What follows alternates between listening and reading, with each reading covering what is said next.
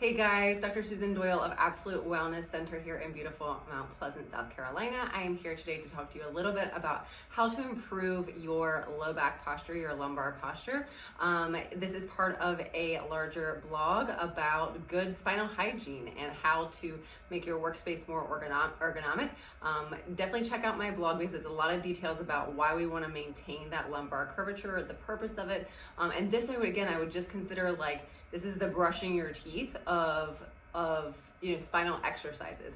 We also did last month a blog on tech neck, which talks about how specifically to support your neck as far as exercises and equipment. So that pairs nicely with this one of the low back. It is one spine after all, so we often find that the low back mimics the neck. So if you have one problem in one place, you're very likely to have another or develop one over time in the other. So again, these are basic stretches that you can do to support the low back. I will preface this by saying that you can have low back pain for any number of reasons. I will say though, by and large, a lot of people are sitting way more than we as humans were designed to do.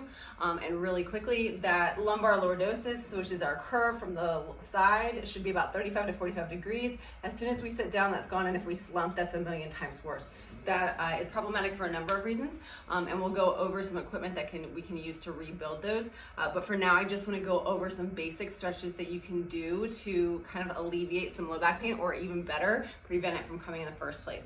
So the long and short of it is our body is going to seek motion from wherever it can find it. So if there is an area, a joint, a muscle, whatever, that's not moving like it's supposed to, there's other parts of the body and it'll do really weird things to compensate and pick up for that lack of motion. So often people will come in with like really tight muscles and they're surprised that it's a structural or joint problem because those muscles are now picking up the slack for where the joint's not doing its job. But one of the first places that we see this, I will say men tend to be a little more prone to this than women, is in the hamstrings. So if your hamstrings are not moving, it's going to keep moving up this closed kinetic chain. I will say women, it tends to be the glutes. So we hold it here, guys hold it here, and the long and short of it is if this is not moving, that's eventually going to dump into the pelvis and then the low back. So a lot of people, assume that flexibility is something that is either given to them or not. It is not. You can absolutely work on it. You can change it.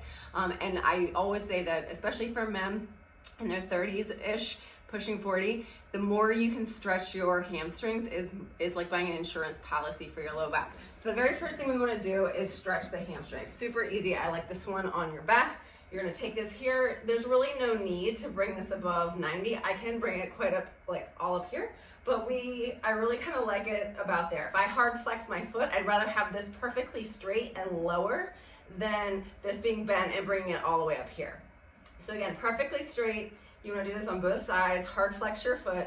Now, this is one of my favorite stretches. This is going to be for the IT band. It's a very thin muscle that runs from the lateral outside of your hip to the lateral knee here.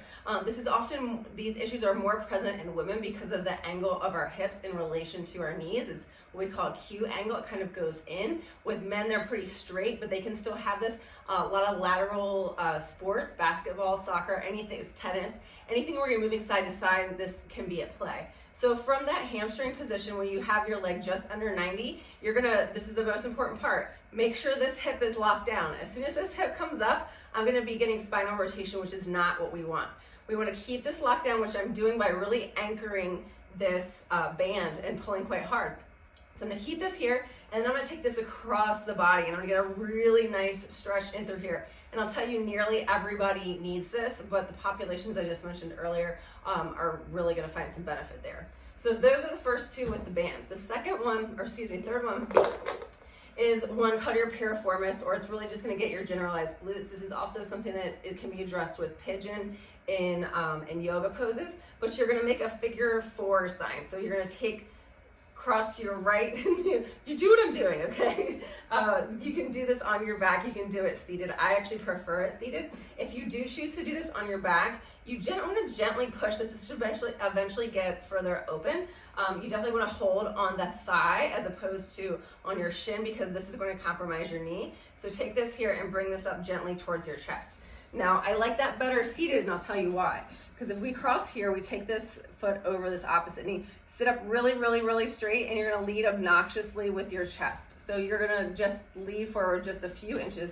And from the side, it looks something like I'm really, really straight through here and I'm leaning this way. And as I'm doing that, I'm anchoring this hip down into wherever I'm sitting on, and I'm leading my head up towards the ceiling, and from there, I'm tipping forward. It should really only be a couple inches. Any of this stuff is not doing it. That's not going to. We want to think about stretching as very active. My head is going up as my hips are going down, and that slight tipping forward is what really gets a good stretch into that piriformis. Piriformis is a good muscle to keep nice and loose, A, because we sit so much, B, what it's responsible for is external rotation with the foot. So anytime you drive, you're really utilizing it. And then as far as symptomology, our sciatic nerve runs through it or underneath it, depending on the person. So if it's tight enough, it will produce the exact same symptoms as sciatica. All right, last one, hip openers, hip anterior hip, so meaning in through here. Now, this is really important. I often watch people several times in the office with this, because if you're not doing it just right, you are not going to get the stretch that you need to do. The thing that I really want you to think about is tucking your pelvis. And so with that, if I have a tail, my tail is going under. What I'm doing is taking my ribs and my hips and I'm bringing them closer together. Another analogy is if I have a bar going through my hips, I got a dial on either side, I'm dialing that back, okay? And that takes a little bit of practice. You kind of squeeze your glutes, engage your lower abdominals, and tilt your pelvis. That's what it is. So thinking about that, we want to take one foot back. We want to take a nice wide lunge forward. Anytime you're lunging, you always want to be able to see that big toe. So I'm not going to compromise my knee. Now from here, tucking that pelvis forward and then sinking. Now that's pretty deep. This is a very, very, very deep muscle called your psoas, and it's integral with low back proper function. It also tends to be shortened in people because we sit, again, far too much.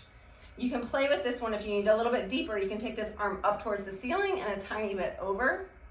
The other thing you can do is use the back of your foot like a tiller on a boat. If you take this foot medially, that's going to get more towards the groin. If you take it out laterally, again, we're going to hit the outside of the hip more like the IT band. From this position, I want you to transition from the side. This is going to be more for the front of the hips and the adductor or the inside of your thigh. So you're going to take this out here, about 90 degrees. Now, I want my hips square forward, and this is where people tend to screw this up. What I see them doing is opening like this, right? Or doing something crazy with their knee. So you are going to sink, and this one takes a little coordination. So again, I have my pelvis tucked under, my butt is squeezed, I'm pushing my hips forward. That's what's getting this nice stretch on the front part of the hip. Now I'm going to sink there towards the right or towards your bent knee. And you can do that a couple times. Again, if you need a little bit deeper, take your arms ahead, rotate your upper body. Now this is like the 2.0 version. You do have to practice this. Take that right hip away, your upper body in the opposite direction. All right, guys, I hope these were helpful. Again, we've got the hamstring stretch, we've got IT band, we've got piriformis in 2 different positions, and then an anterior hip and a side hip opener. So happy stretching. I'll see you guys soon.